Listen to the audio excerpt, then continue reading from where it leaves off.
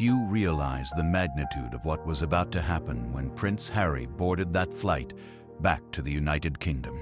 There were no cameras waiting at the airport. No photographers capturing a triumphant prince with a carefully practiced smile. This wasn't the homecoming anyone had anticipated. According to multiple sources close to the situation, this return was driven not by reconciliation, but by something far more personal and devastating. Prior events cast a long shadow over what was about to happen. For years, the narrative surrounding Harry and Meghan's family had been carefully controlled and painstakingly defended. Every public appearance was orchestrated, every statement measured, every photograph strategically timed to maintain a specific image. But rumors began circulating within legal and institutional circles that told a completely different story. Sources close to the situation quietly revealed that the trigger for Harry's unexpected retreat wasn't public scandal or media scrutiny. It was, allegedly, a deeply private truth regarding Meghan Markle's pregnancies. Whispers suggested that the carefully curated public narrative did not reflect the private reality. Multiple reports point toward the same conclusion. According to claims that surfaced, a trusted legal consultant allegedly had a private conversation with Harry. There were no cameras present, no staged statements.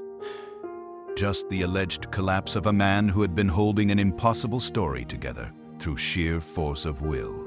The consultant allegedly claimed that Harry admitted something monumental during that meeting. Reports suggest he confessed that Meghan had never physically carried their children. For years, he had allegedly defended the public story, believing that maintaining the narrative was necessary to shield his family and preserve loyalty. The situation escalated faster than expected once these private details began surfacing in controlled legal settings. What had once been a story told for protection allegedly became something far more complex. Friends described Harry as displaying not anger, but a profound, hollow exhaustion during this period. This was reportedly the type of fatigue that comes from realizing your commitment to protection had placed you inside a web far more intricate than you'd anticipated. Dirty and disarming men. Those close to him allegedly claimed he admitted not just the facts, but the emotional cost of what he described as complicity. Many are now questioning how this was allowed to happen. How could a narrative this controlled potentially contain such significant discrepancies? The exposure of these alleged private details revealed the fragility of assumptions that had seemed unshakable. What became clear later was deeply unsettling. Observers emphasized that Harry allegedly wasn't angry at Meghan or seeking confrontation. He was reportedly hollow, drained, and struggling to reconcile past intentions with present consequences. His alleged confession to the legal consultant represented the acknowledgement of a collapse, the point at which personal loyalty allegedly collided with institutional vulnerability. This sets the stage for what came next. At the center of these swirling allegations stood a figure identified only as DL in reports. According to claims that surfaced, DL is allegedly the biological mother of Harry and Meghan's children, a surrogate whose existence was systematically kept from public acknowledgement. Reports suggest she did not enter the public eye willingly. Instead, she allegedly remained silent for years, her role in the narrative completely unacknowledged. Documents, contracts, and public records were allegedly structured in ways that left no trace of her involvement. Friends and legal advisors reportedly claimed that she stayed silent not because she had nothing to say, but because she believed silence equaled safety. Protection from repercussions in high-profile legal and media environments seemed more important than acknowledgement. According to allegations, DL reportedly decided to come forward not out of revenge, but because she realized she had been erased once and would not allow it to happen again. Her silence had allegedly been mistaken for compliance, her patience misinterpreted as consent. She allegedly recounts entering the surrogacy process under strict confidentiality, guided by what she described as a high-profile fertility clinic that assured her anonymity and security. Every step was allegedly controlled with strict adherence to agreements and non-disclosure terms. When her part concluded, she claims her existence in the story was abruptly terminated. No follow-up, no acknowledgement, no protection. Simply removal from the narrative entirely. She emphasizes in these reports that the public narrative, carefully staged announcements, curated appearances, and timed smiles allegedly did not align with what had actually occurred behind the scenes. But the truth hiding behind this moment, nobody was prepared for it. It's worth understanding the environment at the time these allegations first began circulating. The Sussex household had operated under intense scrutiny since Harry and Meghan's relationship became public. Every pregnancy announcement was analyzed, every public appearance dissected. According to claims traced back to late 2018, DL was allegedly recruited through a high-profile fertility program with absolute confidentiality. She allegedly entered a carefully controlled process that emphasized discretion above all else. Reports suggest she was led to believe the intended parents were anonymous high-profile clients. She allegedly complied fully with every instruction, understanding that her role required complete invisibility from public view. Eyewitness statements confirm these unusual occurrences weren't noticed by the general public at the time. The world witnessed carefully staged public appearances instead. Social media announcements painted a picture of Meghan carrying and delivering the children herself. Whispers behind palace walls suggest a different story was unfolding privately. According to DL's alleged account, Archie was born weeks before the public was informed. This allegedly occurred in private, away from cameras and hospital floors. This means that what the world perceived as a birth announcement may have been, according to these claims, an insertion into a narrative designed to maintain appearances rather than documentation of actual events. Observers noted a sudden shift in tone that raised eyebrows among those paying close attention. There were no hospital steps captured, no press coverage of the actual birth moment, no photographs documenting the arrival that typically accompanies royal births. Reports suggest that every detail visible to the public, the images, the smiles, the staged announcements, was allegedly part of a meticulous reconstruction rather than spontaneous documentation. According to allegations, birth certificates were amended, hospital documentation adjusted, and DL's existence allegedly erased from official records. Instructions were reportedly explicit. No trace of her involvement should remain. No acknowledgement allowed. Hidden details gradually came to light as journalists and researchers began noticing inconsistencies. If you discovered that something you believed was true turned out to be carefully constructed, would you want to know the full story, or would ignorance feel safer? Timelines didn't quite match up. Public statements contained subtle discrepancies when cross-referenced with official records. Could there be a hidden motive behind these actions? Legal experts following the situation began asking this question privately. If these allegations proved accurate, they weren't merely about secrecy or privacy. They allegedly represented an act of procedural reconstruction on a significant scale. For Harry, these revelations allegedly represented a profound personal and emotional challenge. He had reportedly participated in the narrative believing it protected his family. He allegedly believed that silence and compliance equaled safety for those he loved. But once these documents and timelines faced scrutiny, it allegedly became clear that what had once been protection had transformed into potential liability. Friends noted that Harry allegedly wasn't outraged at Meghan personally during this period. Instead, he was reportedly deeply affected by the systemic consequences of maintaining a story that allegations suggested was no longer accurate. The narrative had allegedly grown beyond the control of those who had built it so carefully. The following actions were shaped by this revelation. According to insiders, the transformation in Harry was immediate once he fully grasped the potential implications. No longer defending the narrative publicly, no longer performing for cameras or even for the institution. Reports suggest he focused entirely on minimizing harm. His alleged return to the UK wasn't for reconciliation or glory. It was reportedly to place himself where structures, legal oversight, and measured authority could absorb and contain potential fallout.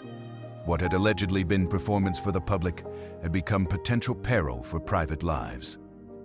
Harry's retreat was allegedly the first step toward managing the consequences of a story that had finally outgrown the hands of those who had constructed it.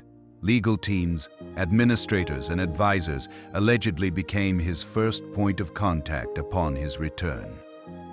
They reportedly guided him through a labyrinth of documentation, timelines, and obligations that had suddenly become urgent and requiring immediate attention. Every question Harry allegedly asked was driven by clarity and protection rather than optics. Reports suggest he wanted to know the legal standing of the children, the integrity of records, and how to contain exposure, not how the public would react. The stakes were allegedly extraordinary. Harry reportedly realized quickly that rumors about surrogacy, public appearances, and birth timelines weren't merely personal or emotional matters. They were potential legal vulnerabilities capable of affecting succession, inheritance, and public trust. The mystery deepened. And what came next defied logic. What happened next quietly changed everything about how this situation was being handled. Prince Harry's retreat to the UK was allegedly never meant to be a public display. It was reportedly a strategic move into the one environment capable of handling the magnitude of these allegations. The monarchy functions through rigid protocols and legal frameworks, built to endure scandals and explosive revelations. In Harry's eyes, according to those close to him, returning to the palace allegedly wasn't an emotional journey. It was reportedly a calculated step into the only structure capable of absorbing a story of this scale without catastrophic collapse. The tension in the room was palpable during his first meetings with legal teams, according to reports. Harry allegedly engaged in careful, slow conversations with lawyers and senior officials, answering questions about what he did and didn't know. A revelation emerged that altered the course of events. Every moment of his return allegedly emphasized process over emotion. Reports suggest he wasn't demanding protection or asserting dominance. He was reportedly seeking guidance, structure, and legal containment for a truth that could no longer be managed in isolation. People close to the situation recall a moment of shocking revelation when Harry allegedly realized the full scope of potential consequences. This wasn't just about his family's privacy. These allegations, if they gained traction, could potentially affect the entire institutional framework. Reports from multiple outlets suggest the situation was escalating beyond personal control. Inside the palace, the focus allegedly shifted quickly from speculation to verification. Legal teams reportedly reviewed documents, verified timelines, and prepared for controlled disclosures. Every detail allegedly mattered. Metadata from photographs, contracts with medical facilities, medical records, and public announcements were reportedly scrutinized with precision. The goal allegedly wasn't publicity. It was containment. Was this truly a mistake or something more deliberate? This question allegedly haunted Harry during this period. For years, he had framed his distance from the monarchy as an act of rebellion. He sought autonomy, independence, and narrative control outside royal constraints. But once these private allegations surfaced, rebellion allegedly lost its protective power.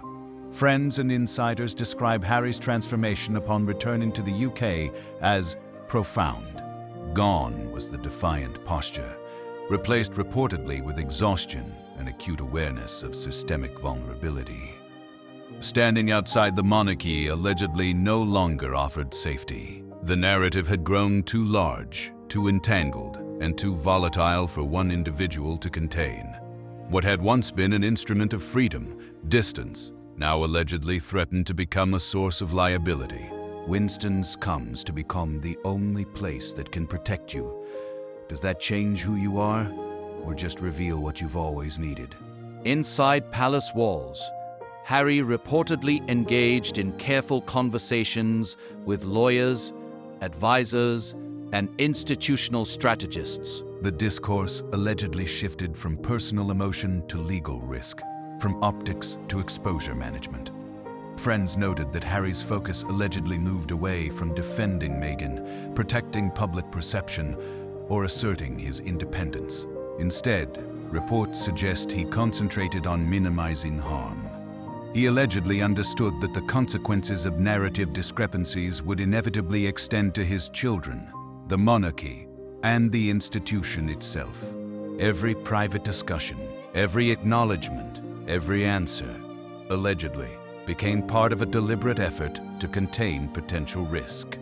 Rebellion in this context was allegedly no longer effective. The tools Harry had once used, distance, controlled appearances, curated statements, were reportedly insufficient to manage this level of fallout. Legal scrutiny, institutional responsibility, and public curiosity had allegedly converged into a pressure far greater than individual defiance could withstand.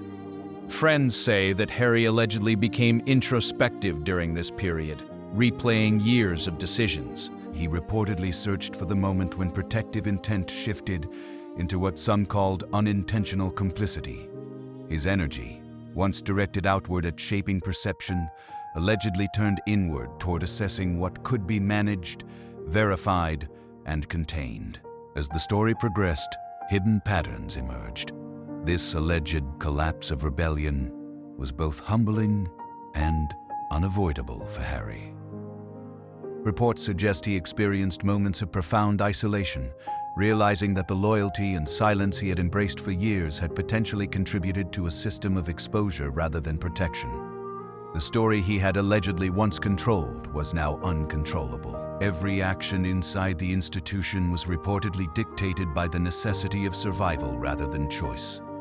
Harry's rebellion, once viewed by some as a badge of courage, had allegedly reached its limits.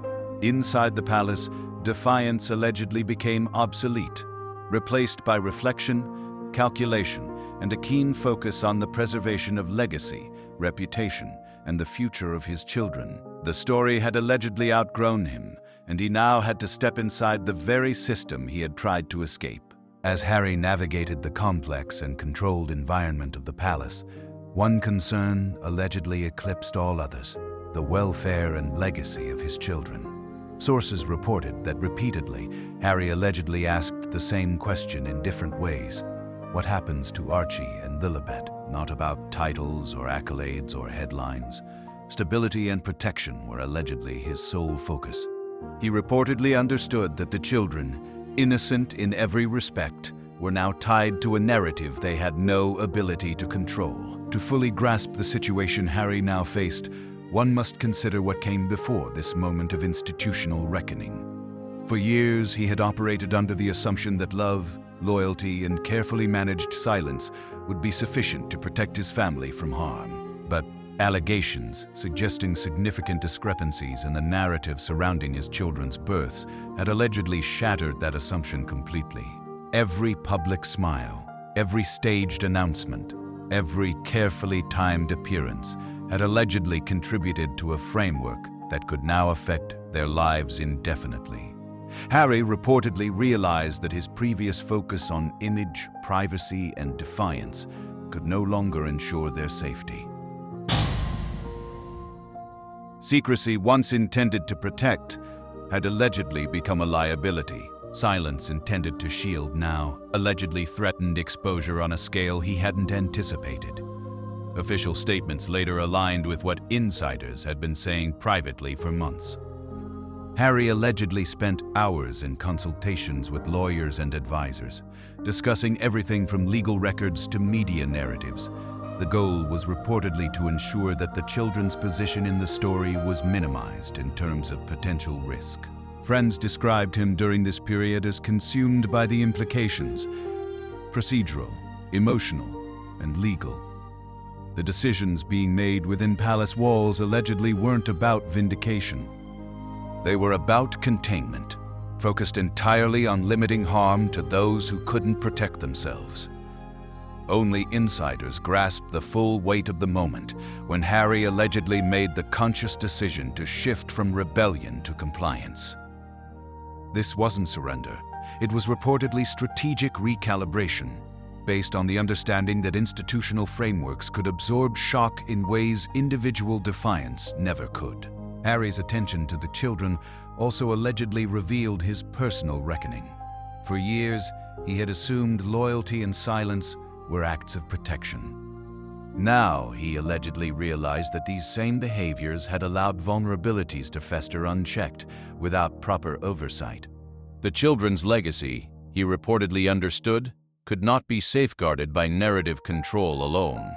It allegedly required structural intervention, precise legal oversight, and the strategic engagement of institutional mechanisms capable of managing crisis. Even seasoned insiders admit the truth is murky when it comes to verifying all aspects of these allegations. What can be confirmed is that Harry's behavior and priorities shifted dramatically during this period. The focus allegedly moved from defending a public image to protecting private futures. Sources suggest that Harry's concern for legacy extended beyond immediate protection to the long-term impact of the narrative. Every record, every timeline discrepancy, and every public statement could potentially influence the children's future, their public identity, and even potential legal standing. In this sense, there are very dangerous times in this sense. And then it will be that professors will become the minnows of both the monarchy. In this sense, Harry's return allegedly wasn't about reclaiming a role within the monarchy or defending personal pride. The chain of events now spiraled beyond control in ways that required institutional intervention. Reports suggest it was a focused mission to ensure that the consequences of past secrecy, if allegations proved true, did not irreparably harm the most vulnerable individuals in the story. The weight of legacy allegedly now guided every thought, every action, and every decision he made inside the palace. This realization reportedly brought both humility and urgency. The story was no longer about rebellion or defiance or maintaining a carefully curated public image. It was allegedly about survival, containment, and the careful safeguarding of innocence against the repercussions of what some characterized as carefully constructed deception. His focus on legacy reportedly signaled a shift from personal narrative to the protection of those who could not protect themselves. DL's narrative, according to allegations, revealed a pattern of procedural and emotional erasure that extended beyond her individual experience. The structures that allegedly once facilitated anonymity, confidentiality, and secrecy had reportedly created a system in which individuals could disappear entirely once their function was complete. Agreements, legal protections, and non-disclosure contracts allegedly reinforced this erasure, ensuring that the surrogate's role remained invisible, both publicly and institutionally. This realization reportedly weighed heavily on Harry as he confronted the full implications. Understanding this moment is key to what comes next in terms of how the monarchy handles such sensitive allegations. Harry, long accustomed to shielding his family through carefully curated appearances and narratives, allegedly now saw the limits of those strategies with painful clarity. The mechanisms that had allegedly once seemed protective had inadvertently contributed to systemic risk. Erasure, procedural compliance, and narrative control had allegedly created gaps in accountability, timelines, and documentation that could now be scrutinized. Legal teams and advisors allegedly began auditing every aspect of records, public statements and documents connected to the births, alleged surrogacy arrangements, and public appearances. Timelines were cross-checked, metadata analyzed, and historical inconsistencies examined with forensic precision. This moment allegedly marked a turning point, a shift from personal rebellion to institutional reliance. Harry's energy, once directed toward independence and narrative control, now allegedly focused entirely on identifying, correcting, and containing the systemic weaknesses. In doing so, he allegedly confronted the uncomfortable truth that loyalty, love, and silence though well-intentioned, had potentially facilitated a chain of erasure that could now impact the lives of his children and the stability of the institution itself. The story had allegedly grown beyond individual management. Consequences, whether through DL's testimony, discrepancies in documentation, or public announcements that had been carefully orchestrated, were reportedly unavoidable. History, as Harry allegedly came to understand, could not be rewritten. For Harry, this realization was reportedly transformative. Protection, loyalty, and love, sincere and well-intentioned though they may have been, had allegedly collided with immutable reality. What emerged was a story of reckoning for institutions, for individuals, and for the lives of children caught at the intersection of secrecy and exposure. But the final revelation, that's what will leave you stunned.